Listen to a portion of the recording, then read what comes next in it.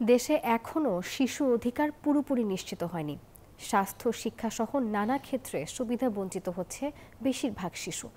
রাজধানীর সিডাপ মিলনায়তনে নাগরিক বিকাশ ও কল্যাণ সংস্থা নাবিক আয়োজিত জনবান্ধব বাজেট ভাবনা শীর্ষক গোলটেবিল বৈঠকে এসব কথা বলেন বক্তারা। ঢাকা বসবাস অযোগ্য হয়ে পড়েছে উল্লেখ করে আলোচকরা বলেন, বায়ু দূষণ, শব্দ দূষণ শিশুদের উপর সরাসরি ক্ষতিকারক প্রভাব ফেলছে। পোশাক শিল্পে নিয়োজিত 50 লাখ কর্মজীবী মায়ের সন্তানরা নানাভাবে নিরাপত্তাহীনতায় রয়েছে। তাদের সন্তানদের জন্য ডে কেয়ার নেই বলেও অভিযোগ করেন বক্তারা।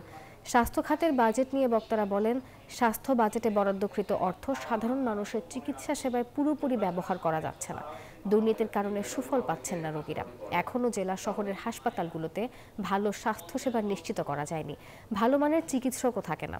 আইসিইউ বান্ডেল থাকলে প্রতি সেনমানিতে টাকা বাঁচবে। বিকাশ সেনমানি বান্ডেল কিনে জিতুন প্রতি লেনদেনে।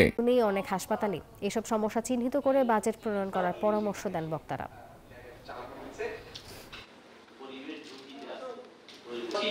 শিশুদের যে কারিকুলাম তৈরি করা হয় সেই সমাজ ব্যবস্থাতে এটাও একটা দাবি।